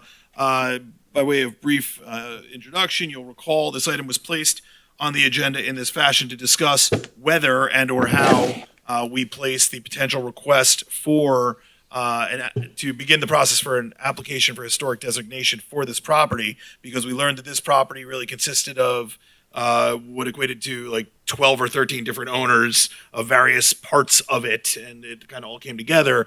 And the question arose, well, can we place it on the agenda under one item with all of those owners coming forth to address the one item, or do we need to try to put it on as a historic district because it's multiple owners in multiple areas? I got to be honest, I looked through the materials, I looked back at the presentations and the items. I want to hear what everybody else has to say. I just want to come at the front end of this conversation and say, I'm not sure that this is a property that we want to take this path on right now. Why don't we ask staff what their opinion? Yeah, I'm curious to hear what Trisha's thoughts are on this as well, and actually Ms. Wallen's too, and then kind of talk about everybody else. Yeah. Tim. Mr. Chair, if I might have 1 minute, I wanted to say something before we all got started, but things happened real fast and I wasn't paying attention. Before I knew it, we were saluting the flag. If I may have 1 minute, I'd like to make a comment on my comments last month to the board. I want to make it abundantly clear to everyone. Last month, when I spoke to the application process and the board being a entity that can make the application, and I used the term to say that it seemed like the fix was in, I misspoke, and that was not an appropriate term to use. At no time did I want to insinuate that anybody on this board or the staff or anyone in the city was doing anything underhanded or was creating a situation that would dictate this designation without a fair process. It's very, very important to me that everybody on this board understands how much I respect them and what they do and the hard work that they put in here. We are all moving in a really good direction, and I would not want to do anything to jeopardize the synergy that we have and the movements that we're making. We respect each other for our different views and our different opinions, and I think we have a really good team here, and I just wanted to make that really clear so that if anybody needed an explanation, I hope you have it. If you need an apology, I hope you take it. If I offended someone, I hope we're okay. And if I didn't offend you, Just give me a little bit more time and I will. Thank you. Well, Mr. Chavone, I certainly appreciate your comments. I can tell you that I personally did not, in any way, shape, or form think that you were insinuating any type of malfeasance. I think it was just a turn of, what do they say, a turn of phrase, right? Did I get that right, Ms. Lyons? You're right, yeah. Thank you, our literary expert. But I do appreciate the sentiment more than the words themselves, and I'll figure out how you offend me soon enough. Don't worry. Right. Thank you. All right. So with that, Trisha, Ms. Wallen, let's talk a little bit with you both, if we could, about your thoughts on this specific property, and whether or not this is something that might and understand. I know you haven't gone through, Trish, your entire procedure yet of doing the background search, but knowing the way that this property is framed currently with the multiple owners and the multiple units and things of this nature, it's a little unique. So can you talk to us a little bit about your initial thoughts on whether this may qualify for historic designation, either as a singular property or a district, or kind of just what do you think? So the first place we should really look is in our code. There's definitions there in 472411 B, and then you look at number 25, and it defines a landmark as a property or structure designated as a landmark by the City Commission, pursuant to the procedures prescribed herein, that is worthy of rehabilitation, restoration, and preservation because of its historic significance, its architectural significance, or both to the city. And then if you go to 472411 B18, then you go to historic district, and it says an area designated as a historic district by ordinance of the City Commission, which may contain within a definable geographic boundaries one or more landmarks, et cetera, et cetera. But the point is that in our code, what is contemplated is that a landmark is one property versus a district is multiple properties. In this particular instance, there are multiple properties owned by different persons, different legal descriptions. So my legal opinion is that this must be, if it is going to be designated a district, if you're doing it collectively. If you're doing it individually, Yes. then it would be separate applications as a landmark. I know that we had previous discussions about a thematic district. We are currently working on that code revision. It's in my hands now, so it's stuck in legal. Yes, it is. I am reviewing it. So I Get will those billable hours in, Ms. Wallen. Yeah, but at least you're get working those. on I'm it. sorry, as a government employee, I don't think you have to worry about that. So. All right, earn those tax dollars. Yes, but Trisha has forwarded it to me, so I am currently reviewing it. So that is my legal opinion. I will let Trisha speak. Yeah, I would say I align with what Sharia is saying as far as a district would most likely be more appropriate just because there are multiple folios involved. The buildings are connected physically to one another. There are two individual structures realistically, but it is multiple. And it's multiple owners, as you have said. Right. So, to me, in light of the fact, and then I will stop talking, but privilege as the chair. In light of the fact that we are in the process of developing the proposed statute on the thematic district, which this itself may qualify as, or may be part of a greater thematic district, I think we hold off on this one for now. But Well, no, I don't think it needs to be a thematic district because that's not in the code yet. But it can be designated as a historic district. it can be if it And I think qualifies. that's a very smart move.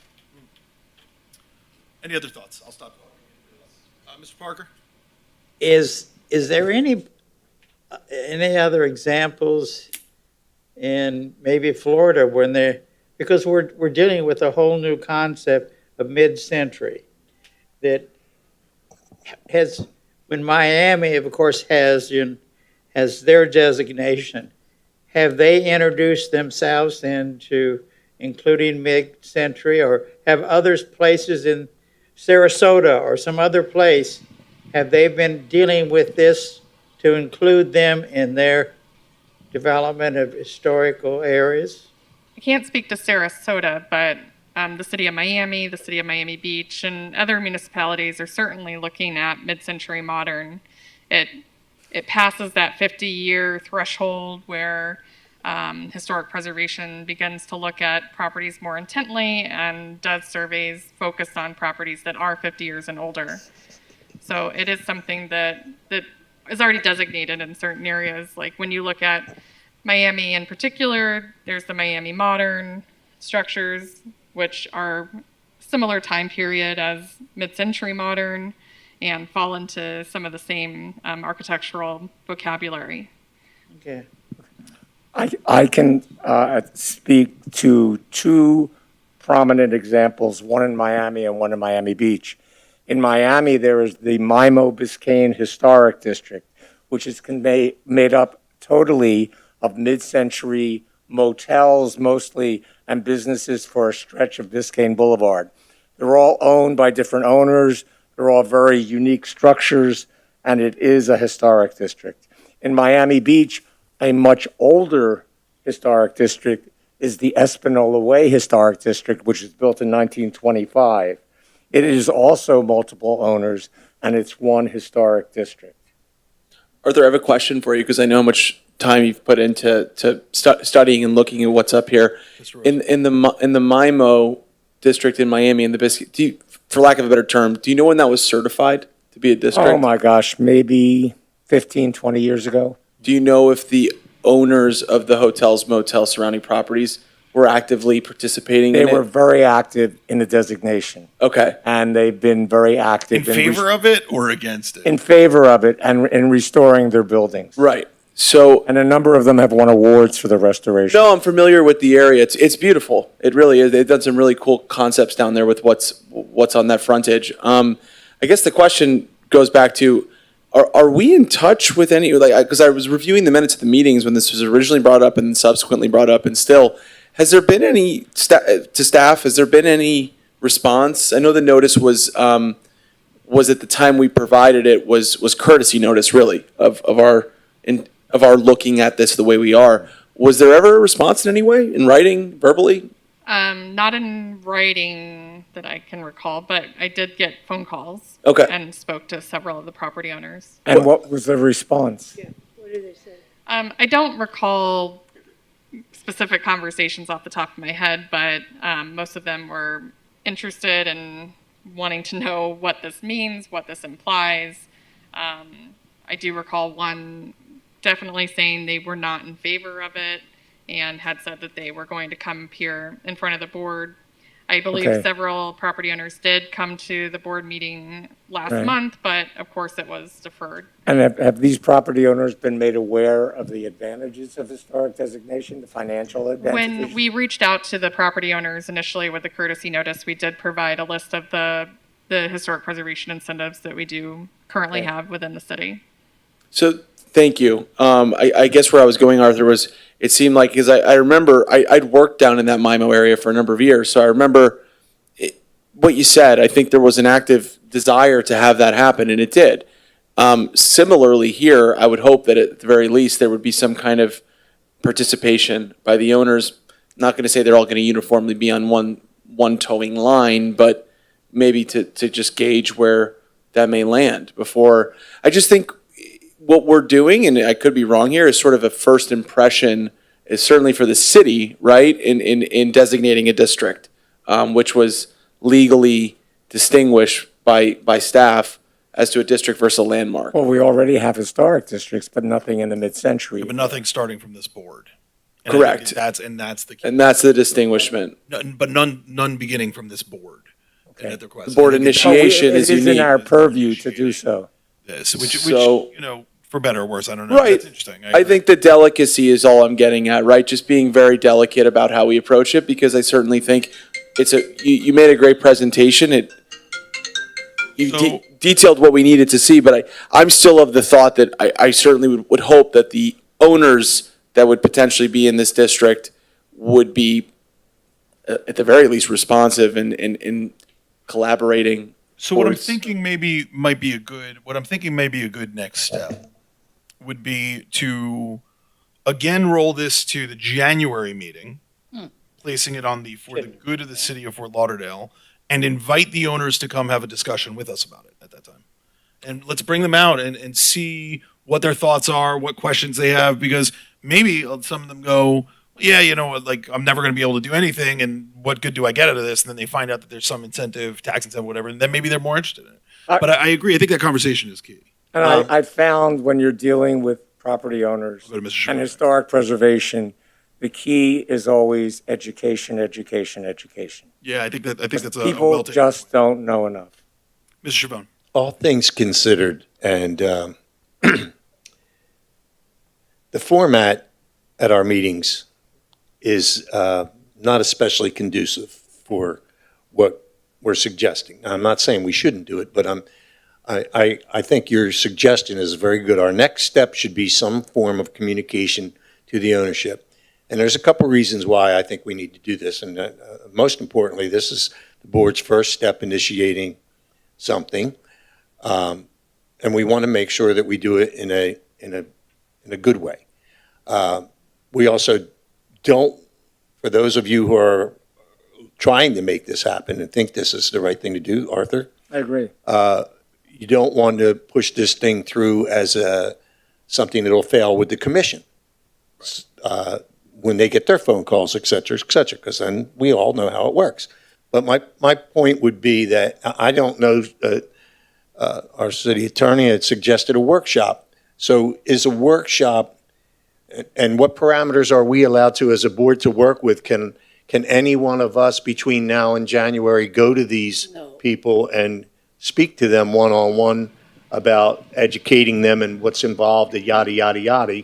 Or does it have to be here or in a workshop? I would not suggest it because this is going to be a quasi-judicial matter, so it's going to Eat come that before- microphone, Ms. Wallen. Get I in would there. not suggest it because it's going to be a quasi-judicial matter, and it's going to come before this board to evaluate the facts that you're going to hear from staff, from the witnesses, et cetera. Okay. And you're supposed to be unbiased. Okay. And then it's going to go So- after, if it's a district, it'll go to P&Z, and then it'll also go to the commission. So in order to have a roundtable discussion without anything else going on and without all the protocol of the way this board works, if we were to get everybody in a room at a workshop, how would we arrange that? Do they get a notification from Trisha's office, and then all of us meet somewhere Yeah, I at think City Hall we'd have to and talk essentially about call a this? special meeting, right? We'd have to essentially call a special meeting, invite all the owners to join us, and notice the meeting for public. I'm only trying to find a way that's going to be very conducive Yeah. to achieving communication. Forget about whether it gets to fly or not, just to give them the chance to hear them. Richard's concern was, wouldn't it be great if 20 of the owners, there's 20 owners, I'll use a number, 18 of them said, yeah, let's do this. Right. Wow, that'd be a good thing to hear. Sure. But if 20 of them show up and 20 of them say, there's no way we want to do this, then we know that from a practical matter, we got to fight.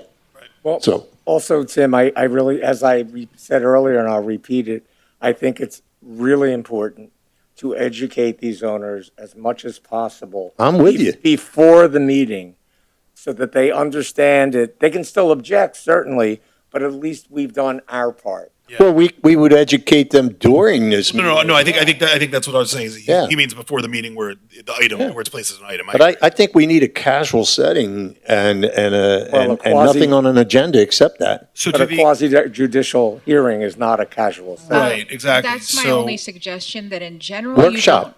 you don't hold workshops before a quasi-judicial item, because the idea is that the evidence that you're getting is actually at that hearing, that quasi-judicial hearing. Right. And that's what you're supposed to use to evaluate your decision. So in general, you're not supposed to go outside of that and seek additional evidence. So my suggestion would be, if you'd like to put it on the agenda, you can just speak to them at that meeting without a formal workshop, because I don't think that would be acceptable for a quasi-judicial matter. right. Well, then can we have a special meeting in addition to the normal meetings, where that's the only thing that we're having a meeting for? We could talk about that. I mean, like, and let's be candid here, right? I think depending on whether or not our January meeting is going to be bogged down by this discussion is Well, going to depend on depends how many on other items we the have. agenda. On the agenda. Do we have any idea, by the way, what we have on our agenda? Yeah, and what is the date in January? It's January 3rd. Okay. is Do we the- do we the know meeting date. do we know if we have any items on that agenda currently? So at this time, we have not received any new applications for certificates of appropriateness. And when is So- the deadline? So that's great. That The means deadline no, was we don't. actually Friday. Yeah. So, Okay, so maybe. So actually, I think the January meeting. So it might be a good meeting, Okay, Is that enough notification for all those owners to make arrangements to be here? Well, here's the thing. My thought is let's not waste an opportunity. Okay. If 4 of them show up, it's a conversation. We can always do it again. Okay. You know what I mean? We're not there's no rush, right, to get this item on the agenda that couldn't be pushed off another couple months if we're having the conversation. So to me, we have a light agenda in January. Let's take advantage of that maybe to start the conversation. Get them notice, get them here, as many as can come. Does that group have a representative that represents the entire group? I don't know if they have anybody representing the entire group. I believe a couple of them are represented by council individually. I'm sure. As I'm sure they'll all have their attorneys. Oh, they all will, I'm sure. But we will I'm just find- trying to find a vehicle that they all have notice and they all are we could get as many of them as possible together so we can make our statements and be But I heard by think- as many as possible. I have a feeling that the council for the majority would make sure that they. Okay. And I think our regular meeting is the best forum, as our That attorney has microphone said. I think our regular meetings, as the attorney has said, is the best forum to do this.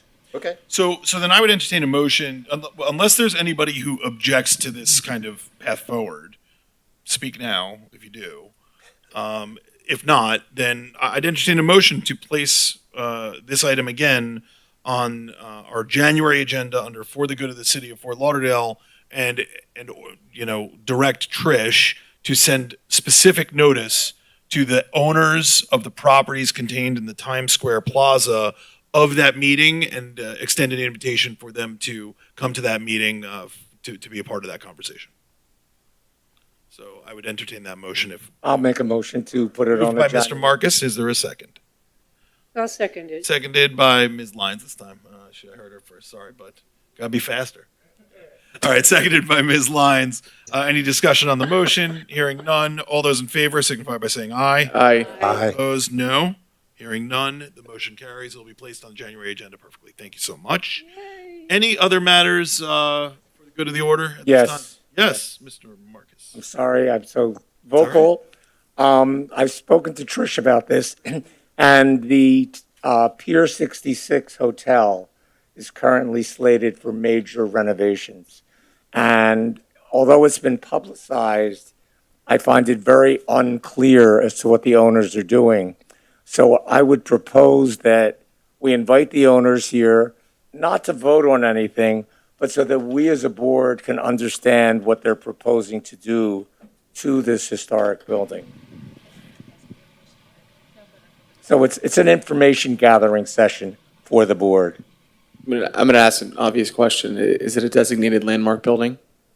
No, I don't believe so. I don't believe Trisha? it's been designated yet, but I believe under the development agreement, it's within 5 years. Could you said? speak louder, please? I Need don't that believe it microphone. has been designated as yet. However, I believe in the development agreement, what's required is a designation within 5 years. So I would just caution you that if in fact it does get designated pretty soon, then again, if there's a quasi judicial hearing, you can't use that evidence that you hear in that previous. So I would not suggest doing that at this point. I'm not following your logic. The issue is that if it comes as a designation, then the problem is if you've had a meeting beforehand, then you have that evidence that that's in your mind already that you shouldn't already have because they're supposed to bring a designation application before you. That's the issue. But in So you're five- getting evidence before you actually should get evidence. That's the problem. But in 5 years, likely none of us will be on this board. Within 5 years. Within So it 5 could be years 6 from the months from now. development agreement. So I Yeah. think that was maybe 2 years ago, if I'm not mistaken. It was a while, so 3 years ago? Yeah, so it should be pretty soon. So I So- would not recommend doing that just because there will be if they're, abiding by the agreement, there will be a designation application that will come before you. So the development application by the owners includes their assent to designate the building as historic after they make all the changes. I'd have to review the details of the agreement. It's pretty long. I just know of the 5-year requirement at this point. I'd have to Well- review the agreement to give you more details. Okay. But again, I would not suggest having any meeting before the designation application comes before you, because it's not before this board.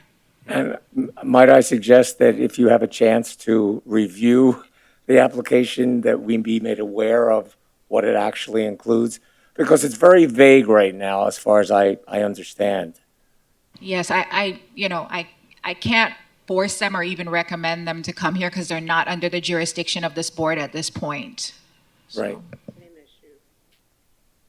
So maybe we can do this.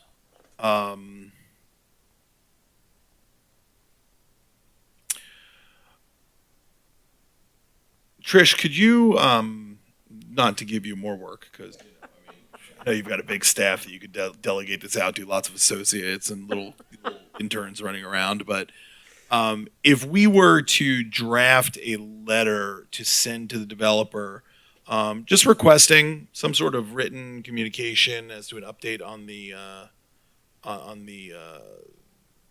modifications being made or the updates, you think that you might be able to get that over to them for us? I know Sherry doesn't like that at all. It's the same deal. I'm trying to keep it in writing so at least we can then provide it to whoever's on the board at that time. See, I'm thinking ahead, right? Yeah, so when the new development came in to the DRC, I did make comments at that time regarding historic preservation and the proposed work, but it was 3 or 4 years ago at this point, so I would have to refresh my memory as far as exactly what they're doing, but we did have conversations and had discussions about specifically what would or would not affect the eligibility of the designation in the future. And something that I do recall that they will be making a modification to is the existing balconies. So currently I'm not sure about current status, but previous status was that they did have metal picket railings on some of the balconies, and then some of the balconies were solid with like a stone, like a Chattahoochee stone on the exterior, which matched some of the surrounding exterior wall surface. And their proposal was to remove the metal railings, which were not original, put in glass railings, and then on the areas where the railings were solid, they wanted to bring them down like 70% of the way. We did negotiate on that, so they were retaining half of the solid wall, and then the rest of the balcony would be a glass railing. So we did have a lot of conversations to try to preserve the structure as much as possible through this process, even though we don't have purview at the moment, with the intent that it would be eventually designated.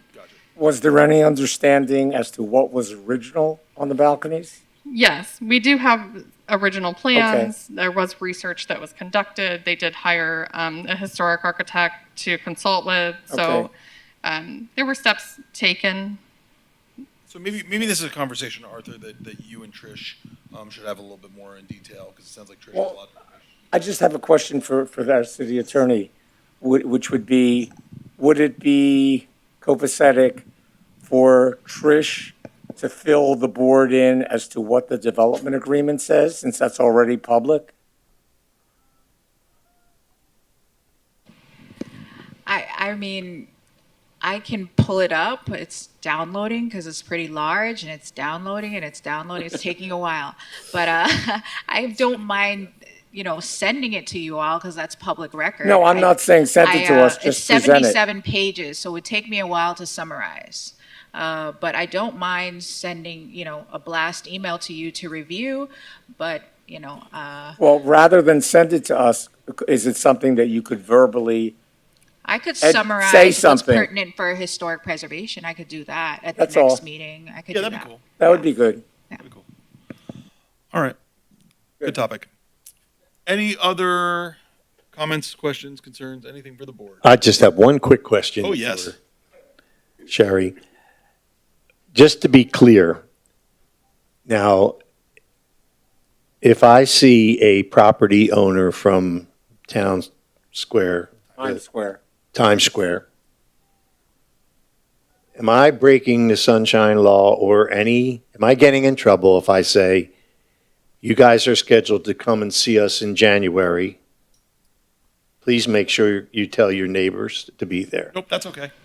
Yeah, that's fine. Sunshine is really with you speaking to a board member outside of the board meeting when there's about an item that's going to come before you. So that's not breaking the sunshine. The only thing you'd have to worry about is disclosing your discussion with them at the quasi judicial hearing if we make it that far. You'd have. All I would have to disclose say you is that spoke I with them. spoke to this person and Yes. asked them to notify their neighbors to ensure that we would have as many property owners present as possible. That's correct. Yeah, So that's I okay can also pick- because you're not I- getting any information from them, right? Like That's you're fine. telling Just them picking anything. up the phone and saying, hey, John Doe, you own the shoe shop.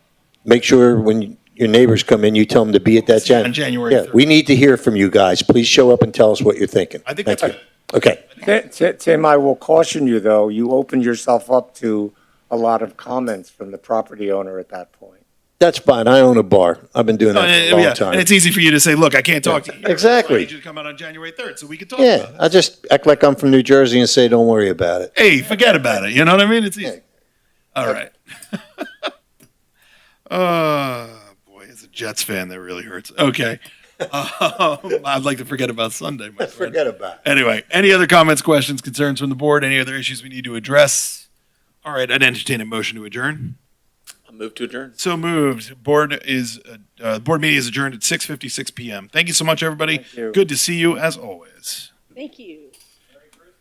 Ms. Lyons, good to see you in person.